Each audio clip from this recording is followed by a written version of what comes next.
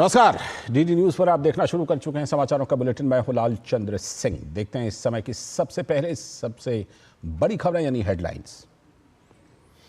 Dominica ने की PM Modi को अपना सर्वोच्च राष्ट्रीय सम्मान देने की घोषणा। कोविड के दौरान मदद और साझेदारी को मजबूत करने के पीएम मोदी के प्रयासों के प्रति ये सम्मान। प्रधानमंत्री नरेंद्र मोदी ने महायुति सरकार की नीतियों को बताया शोषितों और वंचितों की ताकत। महाराष्ट्र के रायगढ़ में जनसभा को संबोधित कर कांग्रेस पर साधा निशाना। उधर झारखंड में चुनावी रैलियों में गरजे अमित शाह और योगी आदित्यनाथ। सोरेन सरकार पर लगाया घुसपैठियों को संरक्षण देने का आरोप। कहा राज्य में भ्रष्टाचारियों के लिए नहीं होनी चाहिए कोई जगह।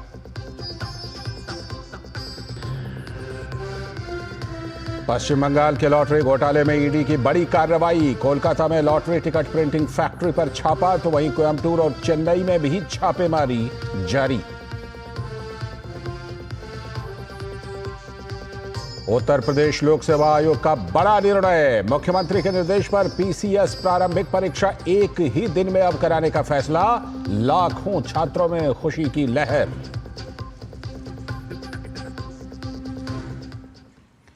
ये थी समय तक की हेडलाइंस। अब देखते हैं खबरों को विस्तार से। और सबसे पहले और सबसे बड़ी खबर, डोमिनिका ने प्रधानमंत्री नरेंद्र मोदी को अपना सर्वोच्च राष्ट्रीय सम्मान देने की घोषणा की है। डोमिनिका के प्रधानमंत्री नरेंद्र मोदी को अपना सर्वोच्च राष्ट्रीय पुरस्कार डोमिनिका अवार्ड ऑफ ऑनर प्रदान करेगा।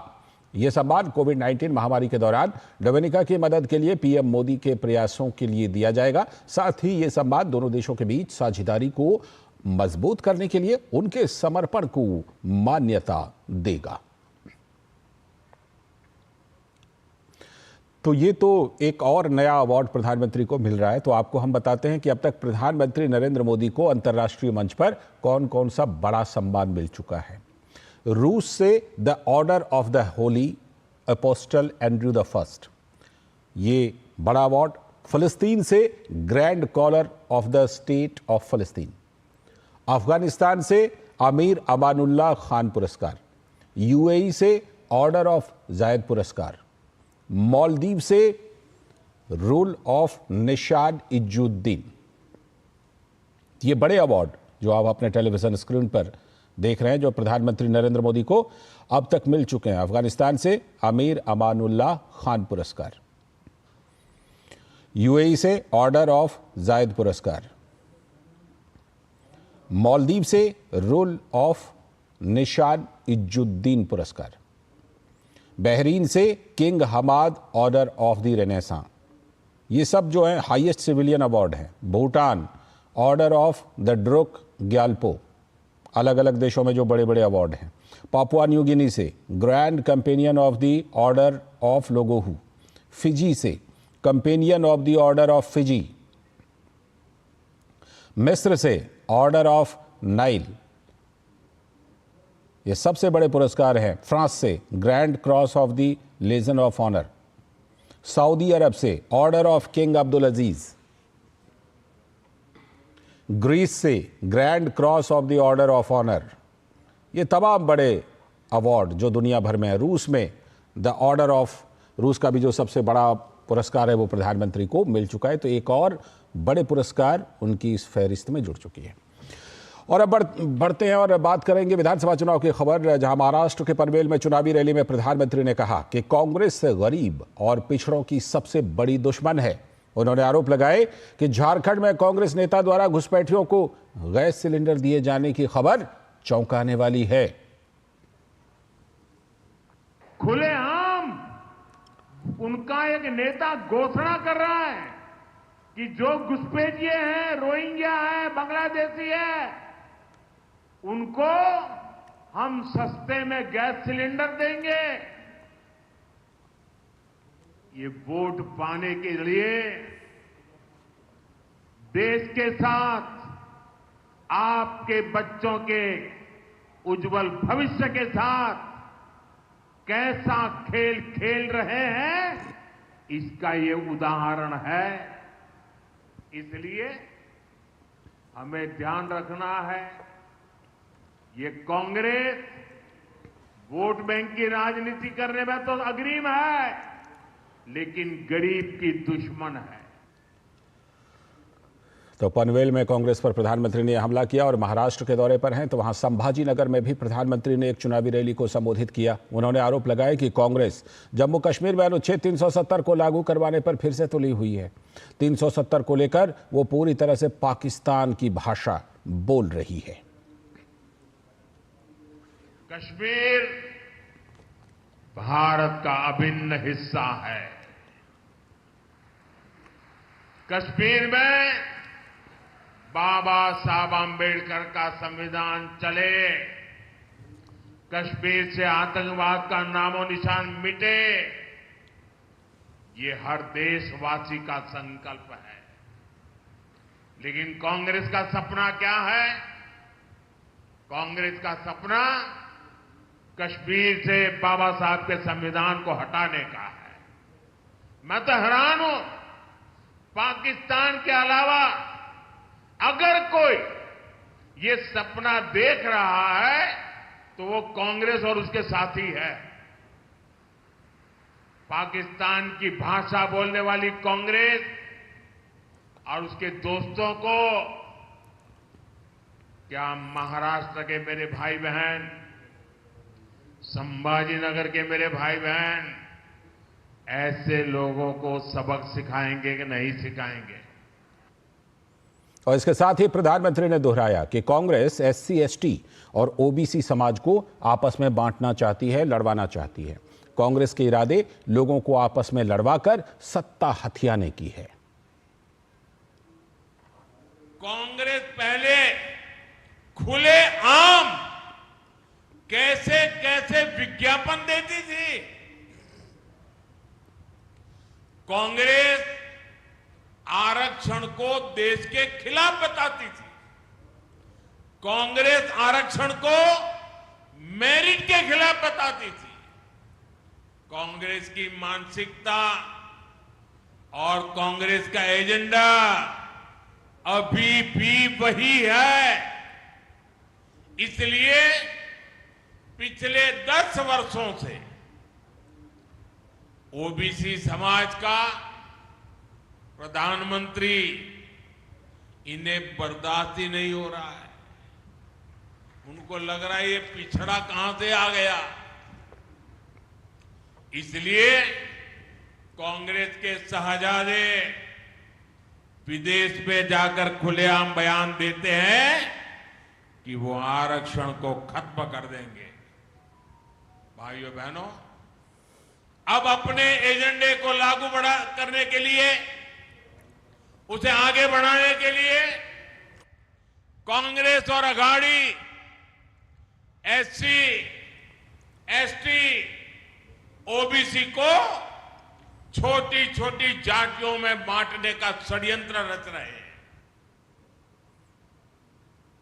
और महाराष्ट्र की पिछली महाअघाड़ी सरकार पर प्रधानमंत्री ने बाला साहेब ठाकरे की एक भी इच्छा नहीं पूरी किए जाने के आरोप लगाए। उन्होंने कहा कि महाअघाड़ी 2.5 साल तक सत्ता में रही, लेकिन कांग्रेस के दबाव में वो शहर का नाम छत्रपति संभाजी नगर तक भी नहीं कर सकी, जबकि महायुति ने नाम बदलकर विभूतियों का सम्मान किया है। आप मुझे बताइए, जिन्हें संभाजी महाराज के नाम पर आपत्ति है, जिन्हें उनके हत्यारे में अपना मसीहा दिखता है, ये लोग महाराष्ट्र और मराठी स्वाभिमान के खिलाफ खड़े हैं कि नहीं खड़े हैं? ये लोग हमारी पहचान के खिलाफ है या नहीं है? और इस समय की एक बड़ी खबर, मुख्यमंत्री योगी आदित्यनाथ के निर्देश पर उत्तर प्रदेश लोक सेवा आयोग ने एक बड़ा निर्णय लिया है। यूपी PSC ने आगामी PCS प्रारंभिक परीक्षा 2024 को अब एक ही दिन में आयोजित कराने का फैसला लिया है। इस निर्णय से प्रतियोगी परीक्षा देने वाले लाखों छात्रों को राहत मिली है। पिछले कुछ दिनों से PCS और अन्य चयन परीक्षाओं को लेकर छात्रों के बीच असंतोष की स्थिति थी। छात्रों की मांग थी कि पीसीएस प्रारंभिक परीक्षा को एक से अधिक पालियों में कराने के बजाय एक ही दिन में संपन्न कराया जाए। तो मुख्यमंत्री योगी आदित्यनाथ ने छात्रों की इन मांगों का संज्ञान लेते हुए आयोग को निर्देश दिया कि वो छात्रों के साथ संवाद स्थापित कर आवश्यक निर्णय ले। आयोग ने मुख्यमंत्री के निर्देश पर छात्रों से संवाद किया और उनकी मांगों पर विचार करते हुए अब यह निर्णय लिया कि पीसीएस प्रारंभिक परीक्षा 2024 पहले की ही तरह एक ही दिन में आयोजित की जाएगी। आरओ प्रारंभिक परीक्षा 2023 को स्थगित कर इसके लिए आयोग द्वारा समिति का गठन किया जाएगा। ये समिति सभी पहलुओं पर विचार कर अतिशीघ्र अपनी विस्तृत रिपोर्ट प्रस्तुत करेगी, जिससे इन परीक्षाओं की शुचिता और विश्वसनीयता को सुनिश्चित किया जा सके।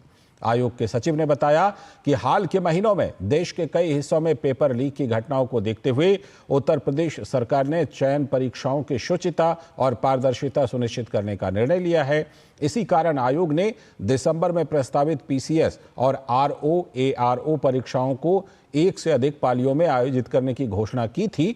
हालांकि छात्रों की मांग और मुख्यमंत्री के हस्तक्षेप के बाद अब पीसीएस प्रारंभिक परीक्षा एक ही दिन में आयोजित की जाएगी। इस फैसले से लाखों छात्र जो इस परीक्षा की तैयारी कर रहे हैं, उन्हें बड़ी राहत मिलेगी। परीक्षा को अब एक ही दिन में आयोजित करने से छात्रों को परीक्षा प्रक्रिया में पारदर्शिता और निष्पक्षता का भरोसा मिलेगा। साथ ही आयोग द्वारा गठित समिति की रिपोर्ट से भविष्य में होने वाली परीक्षाओं की शुचिता को और अधिक मजबूती भी मिलेगी।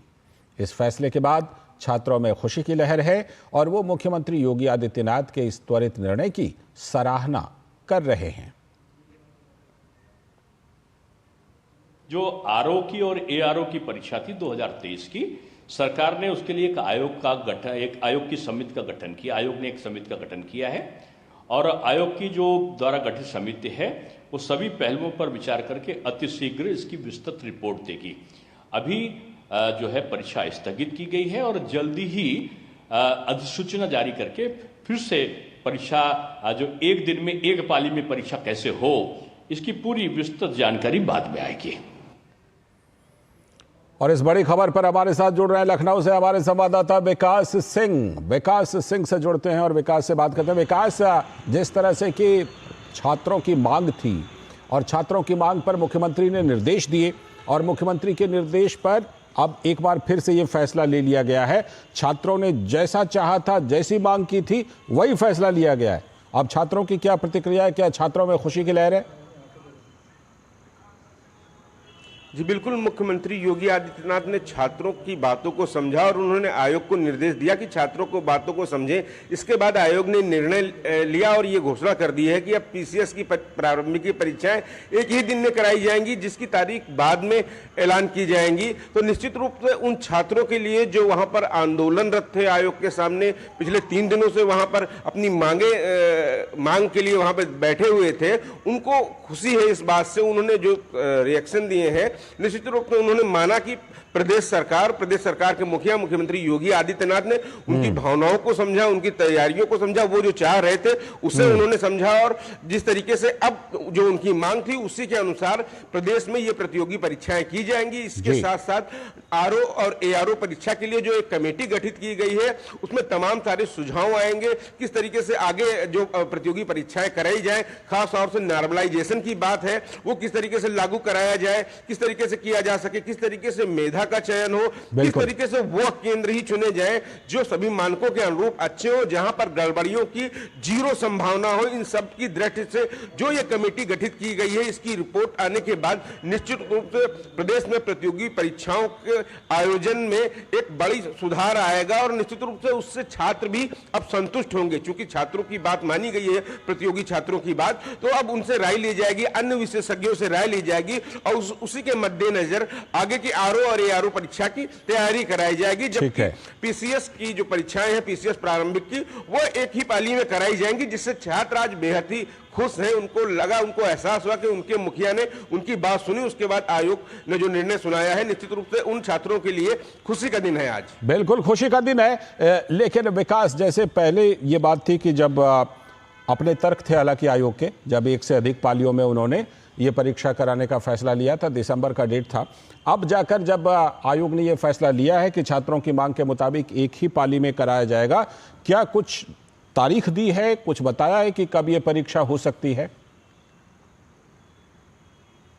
देखिए, फिलहाल अभी मुख्यमंत्री योगी आदित्यनाथ ने जो निर्देश दिया था छात्रों की मांग पर, आयोग ने उस बात को मानते हुए फिलहाल यह घोषणा कर दी है कि अब पीसीएस प्रारंभिक परीक्षाएं एक ही पाली में कराई जाएंगी। लेकिन ये परीक्षाएं अब कब कराई जाएंगी उसकी डेट निश्चित रूप से अति शीघ्र ही आ जाएगी, बहुत जल्द आने वाले समय में आ जाएगी, क्योंकि उस हिसाब से तैयारी करनी होगी। क्योंकि उत्तर प्रदेश सरकार इस बात के लिए स्पष्ट साफ निर्देश दिए हैं मुख्यमंत्री योगी आदित्यनाथ ने कि जो प्रतियोगी परीक्षाएं कराई जाए उनकी शुचिता बरकरार रखी जाए, बिल्कुल मेधा का सम्मान किया जाए, जो मेहनत कश परीक्षार्थी हैं उन्हीं का चयन किया जाए। उसके मद्देनजर जो खासतौर से नकल माफिया हैं उनसे दूर रखा जाए, केंद्र वहां पे बनाए जाए, सारे मानक पूरे होते हैं वहां पर, किसी भी प्रकार की कोई गड़बड़ी की संभावना न रहे। तो अब जो अतिरिक्त केंद्र चुने जाएंगे उन पर विचार किया जाएगा, मंथन किया जाएगा और ऐसे ही केंद्रों का चयन किया जाएगा जहां पर गड़बड़ी की संभावना शून्य रहे। तो उन केंद्रों के चयन के बाद शीघ्र ही परीक्षा की तारीख घोषित की जाएंगी।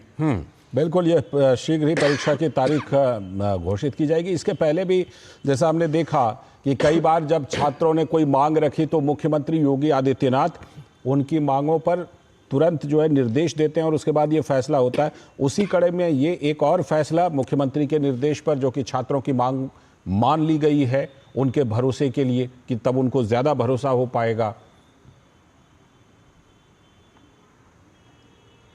जी बिल्कुल, छात्रों की मांग मान ली गई है और ये हमेशा दर्शाता है कि मुख्यमंत्री योगी आदित्यनाथ प्रदेश में जब भी कोई आम लोगों से जुड़ा मसला होता है उस पर त्वरित निर्णय लेने के लिए आगे आते हैं और कहीं ना कहीं सरकार उस पर लोगों की बात सुनती है, उसके अनुसार ही फिर फैसला लिया जाता है। ये छात्रों की भविष्य की बात थी, देश के भविष्य की बात थी।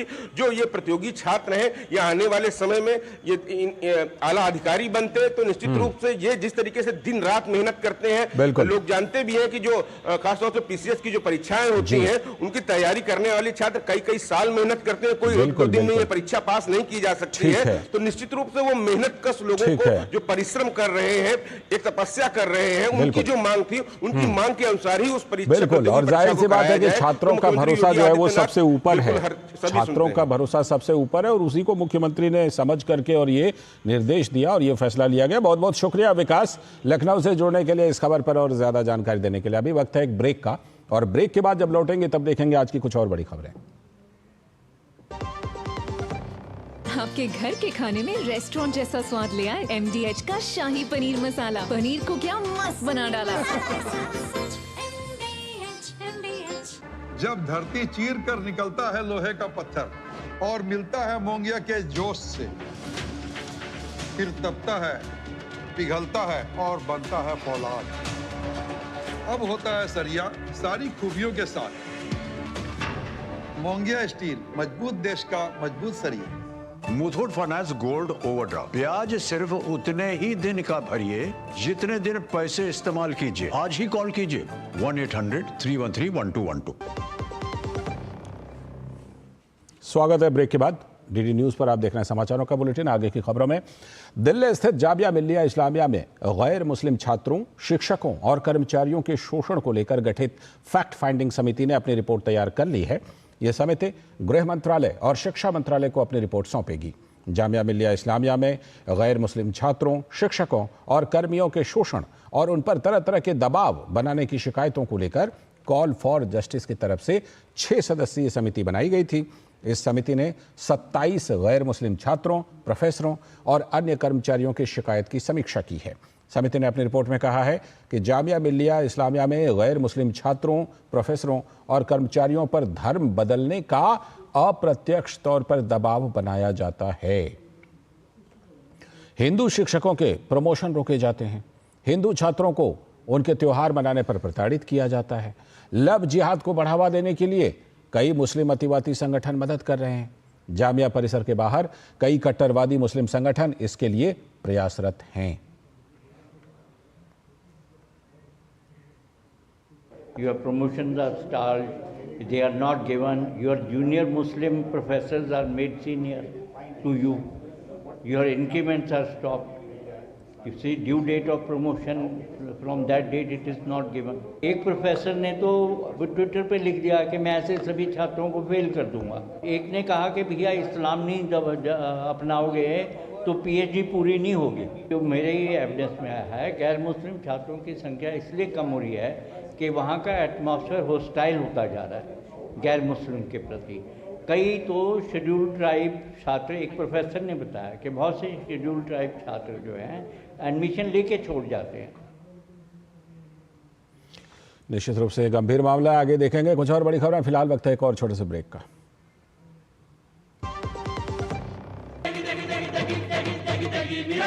MDH की देगी मिर्च, देगी मिर्च का तड़का, अंग अंग फड़का। MDH की देगी मिर्च।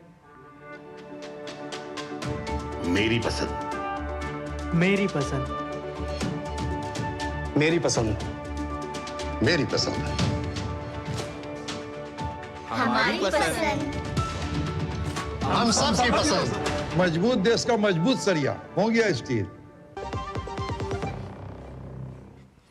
स्वागत है ब्रेक के बाद। जैसा कि ब्रेक पर जाने से पहले हमने आपको खबर बताई थी कि जो फैक्ट फाइंडिंग रिपोर्ट है उसमें क्या कुछ है, और ज़्यादा विस्तार से बात करते हैं। जामिया मिल्लिया इस्लामिया की जो ये फैक्ट फाइंडिंग गैर मुस्लिम छात्रों और प्रोफेसरों के लिए है, इस पर ज़्यादा बात करने के लिए न्यूज़ रूम से हमारे संवाददाता शैलेंद्र मिश्र हमारे साथ जुड़ चुके हैं। शैलेंद्र, ये रिपोर्ट की कुछ बातें तो हमने अभी सुनवाई अपने दर्शकों को, लेकिन जैसा हम जानते हैं कि जामिया मिल्लिया इस्लामिया पर उसके परिसर के अंदर कई बड़े बड़े आरोप लगे हैं, ख़ासतौर पर गैर मुस्लिम छात्रों के लिए, प्रोफेसरों के लिए, कर्मचारियों के लिए।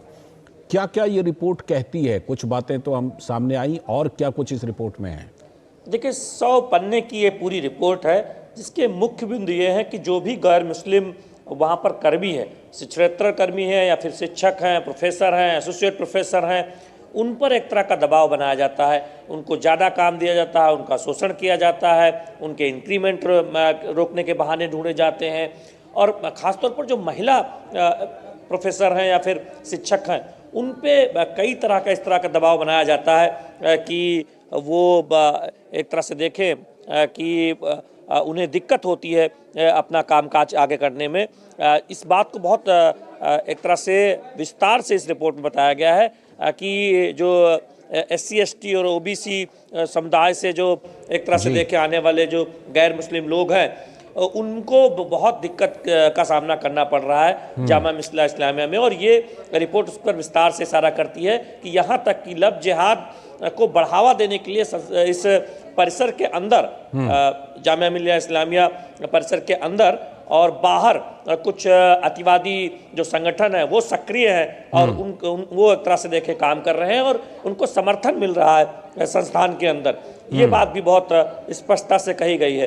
तो किस तरह से जो गैर मुस्लिम छात्रों को प्रताड़ित किया जाता है, उनकी PhD देरी से दी जाती है या फिर उनके नंबर्स देने में कुछ कोताही की जाती है, इस सब बातों का बहुत जिक्र किया गया है। और ख़ासतौर पर जो हिंदू लड़कियां हैं वो एक तरह से देखें, उनको टारगेट करने की बात भी इस रिपोर्ट में रेखांकित की गई है, जो शिक्षा मंत्रालय और गृह मंत्रालयों को सौंपी जा रही है फैक्ट फाइंडिंग कमेटी की तरफ से, जो कॉल फॉर जस्टिस ने बनाई थी। बिल्कुल, ये एक बड़ा गंभीर मामला है और निश्चित तौर पर वहाँ पर पहले से भी इस तरह के मामले आते रहे।